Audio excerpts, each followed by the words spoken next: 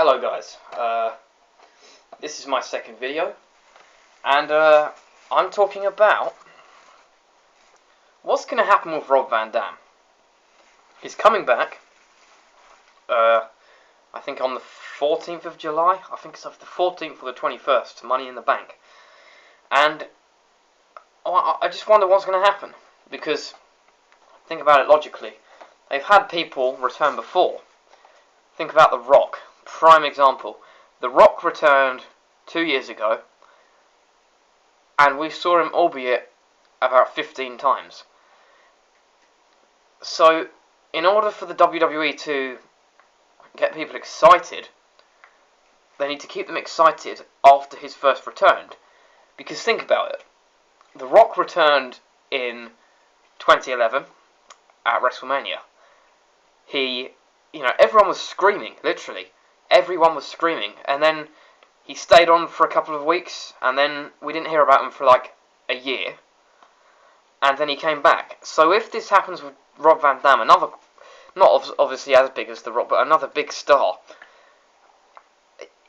what's going to happen? Are the WWE going to use him like they did The Rock again? Are they going to use him as just every now and then star? Or are they going to use him as a regular star, or as a sort of middle one, like he's there sort of once every sort of 2 weeks or something like that, so twice a month?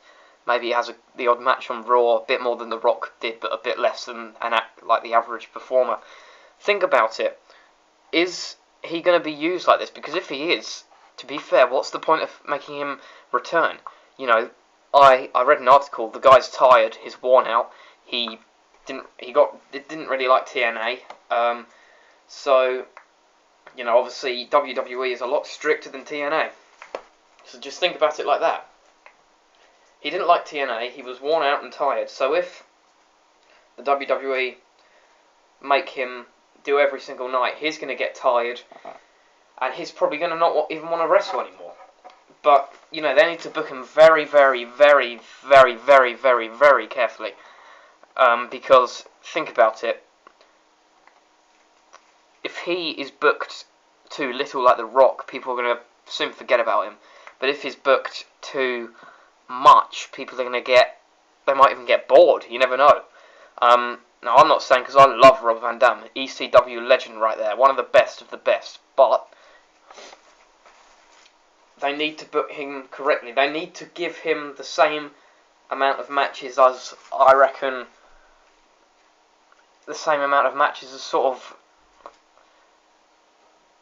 of Dolph Ziggler level.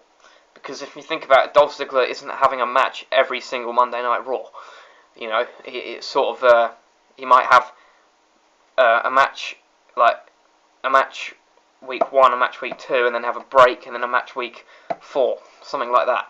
So if they booked him like that, it'd be sensible. That would be a good sort of booking. So an average booking, I suppose. But he shouldn't be a main eventer straight away, and he shouldn't turn out like The Rock.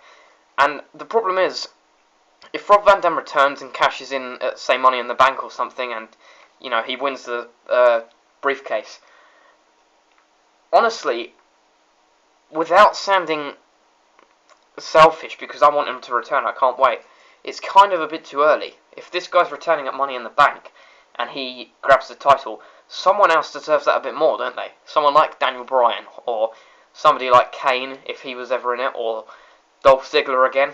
Something like that, Think about it like this. If he cashed in after he won the title, people are going to be happy, but other people are going to be annoyed. Because, as much as I hate PG fans, you've got to think about it realistically. They're not going to know who he is, so they'd have rather have Daniel Bryan or something won, because they know them, they've got history with them. So at least if he does go to Money in the Bank, give him a good performance, but don't let him win the briefcase. And then next year, hopefully, if he's still got a contract for that long, next year he could win it, maybe, when people have a bit more of a sort of connection with the guy and a connection with his character. You never know, he might be a big heel, he might be awful, but I can't see RVD as a heel, I'm not sure. I mean, I really love him as a face, he's brilliant. He is truly one of a kind, as it says. But yeah, they need to book him correctly. They need to book him on a good level. I could see him feuding with somebody like Antonio Cesaro. That'd be really cool. I mean, imagine like sort of Antonio Cesaro's facing somebody like Kane or something in a singles match, and Cesaro beats him, and then Rob Van Dam comes out and says like, "Oh, I don't like the way you're acting," and then RVD has a match, and Cesaro's always obviously angry. He's a very good heel. Comes out and sort of European uppercuts him or something, and then Rob Van Dam's left there, and then the next week he gets his revenge and does like a spinning back kick and frog splash or the Van Daminator or something. He could feud with somebody like Cesaro on a sort of mid-card basis level and then build his way up, which is what most people do. Or I'd love to see him obviously feud with Punk. That'd be brilliant. Or Daniel Bryan actually. Not John Cena. I don't want to see him feud with John Cena. I'll be bored of that. Or Brock Lesnar. You know, when they when they fought, I'm not sure. I think it was Vengeance or something in 2002, or No Way Out or something, and Brock Lesnar did a running power slam onto the floor of him, and then F5'd RVD, and then RVD frog splashed and stuff. That was awesome. So I'd love him to feud with Brock Lesnar, because we're seeing a bit more of Brock now. So something like that, you know, he needs to be booked correctly, feuding with sort of mid-card heels, and maybe him. A really good idea which came to my mind is him getting, because obviously if Kingston actually became interesting, and became, obviously he's a face now, but if he actually became an interesting face, he could feud with RVD, and they could become like I don't know what their name would be, but they're both very acrobatic.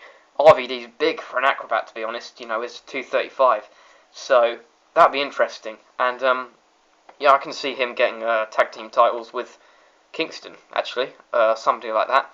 And yeah, so anyway, I hope it lasts, or him teaming up with like R-Truth or something. Anyway, guys, thanks for watching, and tell me what you think of how they're going to use RVD and what you think of his return. You know, is it even worth it? I mean, the talent on the roster at the moment is it's over encumbered, isn't it?